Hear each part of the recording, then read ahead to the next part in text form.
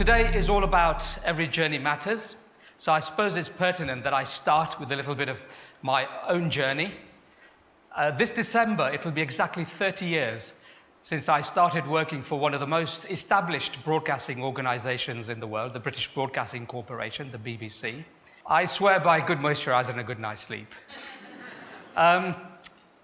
As Sydney says, I'm the Deputy Managing Editor at BBC Radio Leicester, but I've also functioned as Head of Programmes for BBC Asia Network, as Head of Sport. I've worked in news, I've been a television presenter, and I've also been a sports broadcaster as well.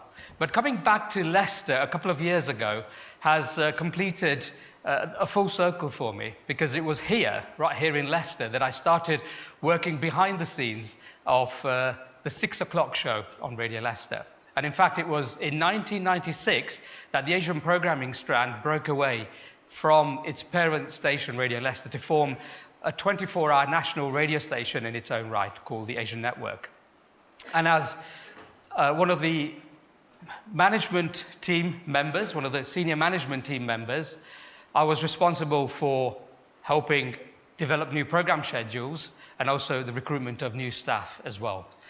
And I suppose that's where my real passion lies, in finding, nurturing, and developing new talent.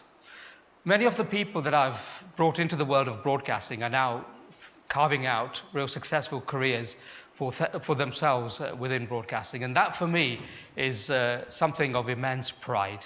So if I look at where my journey should take me, well, that's where I want my journey to go.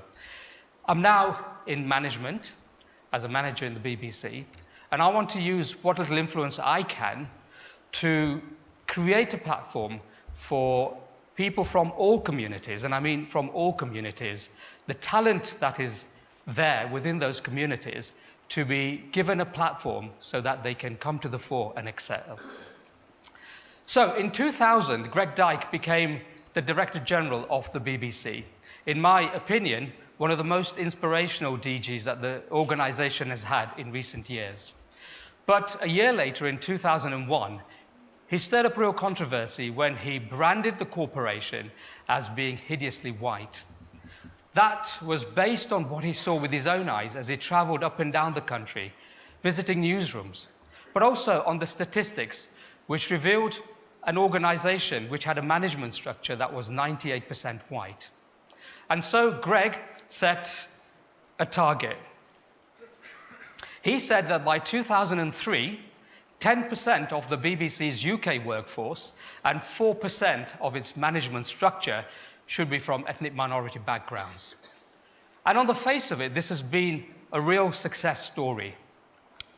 If you look at the figures, the latest figures for 2016, then the proportion of ethnic minority staff within the organisation has never been higher.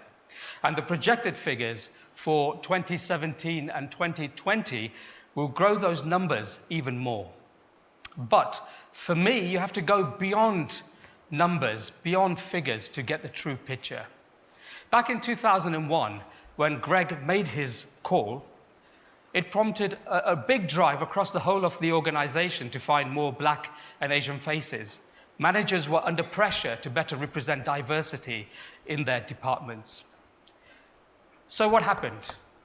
Well, if there's one thing that I've learned in my 30 years of broadcasting, then that is that a good broadcasters are good because they have something deep inside them, that inquisitiveness, that desire to learn, and that desire to find things out.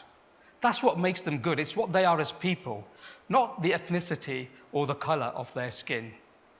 The numbers game where managers are working to quotas is fraught with danger.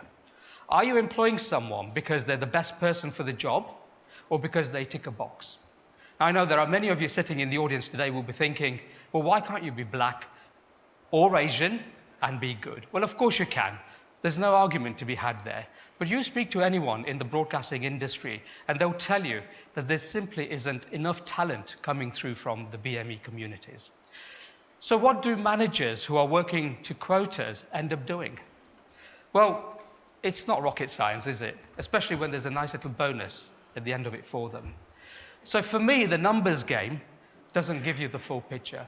If anyone thinks that by merely achieving targets that you've cracked the diversity nut, then I'm afraid they're deeply mistaken.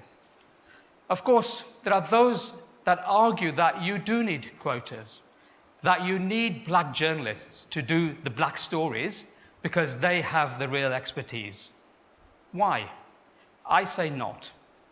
And I'll tell you why not. In fact, I'll give you two very good reasons why not. Already across newsrooms up and down the country, we're seeing instances where black journalists are being asked to do black stories because they have the expertise. And so by default, you have white journalists doing white stories. Now, I don't know about you, but do you know what that reminds me of?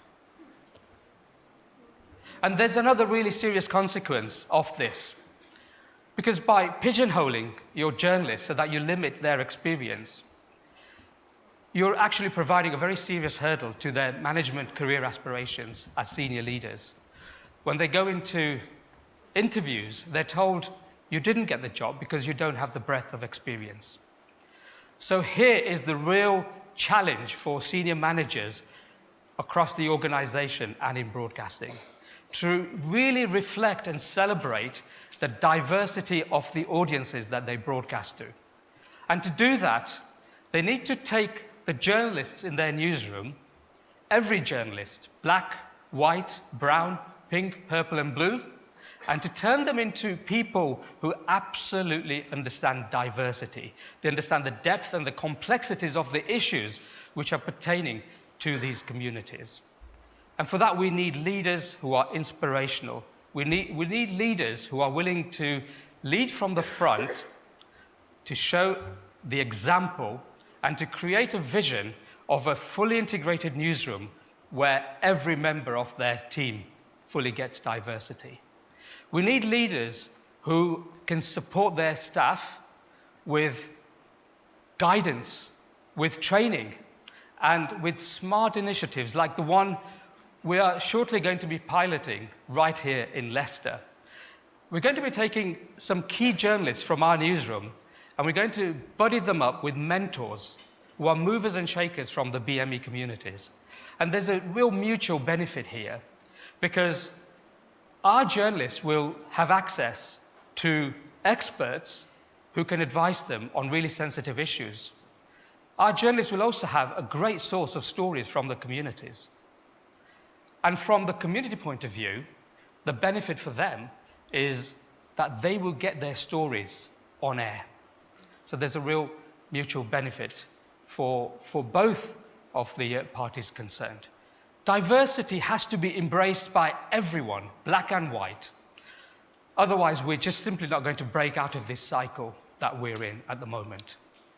So was Lenny Henry wrong when he said that there should be more black and Asian broadcasters? Well, of course not.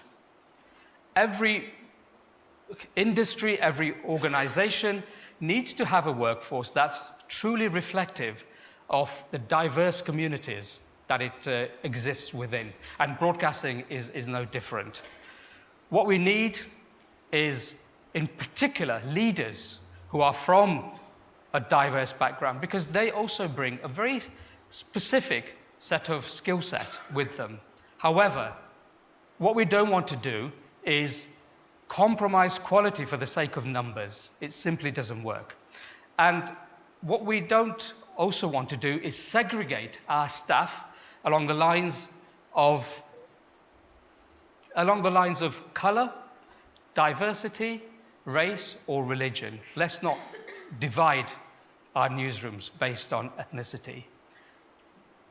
Variety, as they say, is the spice of life. So I think we should all work together and strive for the day when Kavita is presenting Farming Today on Radio 4, when Becky is putting together a documentary on the Hindu caste system on the Asian network, when Kwame is presenting Elgar's cello concerto in E minor on Classic FM, and when Abdul is doing cricket commentaries on Test Match Special. Thank you very much indeed.